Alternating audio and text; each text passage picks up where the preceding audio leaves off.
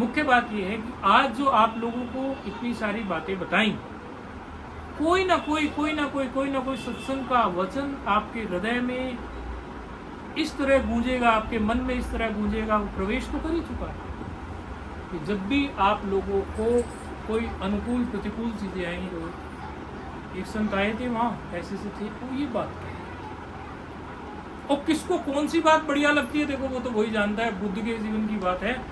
बुद्ध के पास कई तरह के लोग आए, सत्संग सुन के गए, बुद्ध से बोले कि एक आपके पास तो बहुत लोग सत्संग सुनने आते हैं। बोले भाई पता नहीं कौन कितना सुनता है मुझे और कौन कैसे सुनता है, ये तो आप उन्हीं लोगों से पूछो।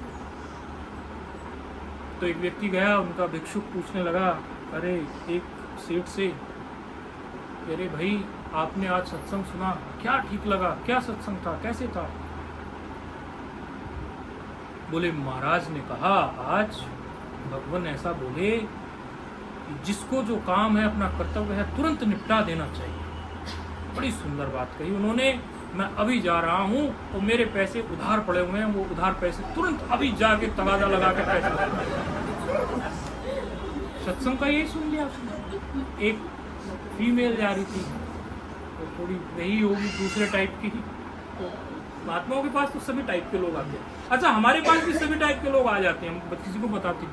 आप इमेजिन नहीं कर सकते हमारे पास कैसा कैसा व्यक्ति आगे बैठ जाता है। हम भी नहीं समझ पाते। एक बार तो कुंभ में हमारे पास आके एक अंग्रेजी में प्रश्न पूछने लगा। अच्छा हम दूर थे, वो दूर था, हमें पता ही नहीं चल रहा था। मैंने कहा जरा एक बार देख तो लेंगे, है कौन, पता तो चले, उत्तर दे। तो हम देखे, अच्छा ना तो हमें ये पता चल रहा है ये पुरुष है कि ये स्त्री है, हमें ये पता ही नहीं चल रहा है उससे। फिर भी देखे हम, खैर वो था भी तीसरे जेंडर का ही। बाद में हमने फिर पूछा थोड़ा, तो हमें भी खुद पता नहीं चलता।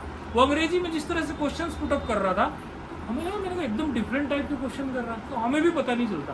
तो बुद्ध के ज़माने में भी ऐसा होता होगा। तो वो एक स्त्री जा रही थी, उससे पूछा, भाई आपने क्या सुना आज सत्संग में?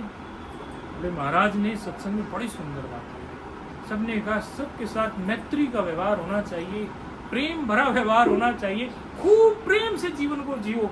मैं तो, मेरे पास तो जो भी कस्टमर जैसे भी आते थे उनके साथ बड़ा रूखापन था, अब मैं प्रेम से सबके साथ बात किया करूँ। उसने ऐसा सुन लिया। 10 लोगों से बात की उस व्यक्ति, 10 लोगों ने सत्संग का अपने ढंग से अर्थ निकाल दिया।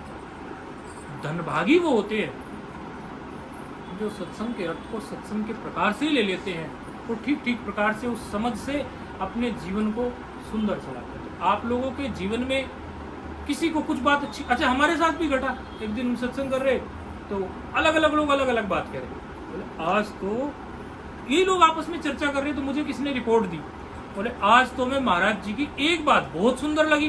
बोले क्या सुंदर लगी? बोले महाराज जी ने ये बोला, महाराज श्री ऐसा बोले कि भाई आप लोग आते हो हमारे पास तो आप इस बात की चिंता न करना कि आपको कोई दक्षिणा का लिफाफा ले जाना है या कुछ ले जाना है, ऐसा कोई चक्कर नहीं है। संत के पास जाते हैं खाली हाथ नहीं जाना, तो फूल ले आना कोई एक तोड़ के, और यदि कोई फूल तोड़ने को मना कर दे, नीम के पत्ते तोड़ लाना, 2 रख देना नीम के पत्ते। आपका भाव हो जाएगा कि कुछ ना कुछ हम संत के पास लेके गए। ये बात बहुत बढ़िया लगी। हमने कहा था, ये मैंने कहा भाई आप लोग आते हो, कई लोग नहीं भी आते, सोचते हो संत के पास जा रहे हैं खाली आ जाएंगे, क्या नीम के पत्ते भी ला के रख दोगे, भावना पूरी होगी। आओ लेकिन सत्संग सुनो, ये इंपॉर्टेंट है। उसको वही अच्छा लगा, उसके दिमाग में वही बात बैठ गई। तो हमारे पास भी कई तरह के लोग आते हैं, तो अपनी मान्यता के अनुसार, अपने अपने दृष्टिकोण के अनुसार ही सत्संग को सुनते हैं। लेकिन बड़भागी वो होते हैं जो सत्संग को, संतों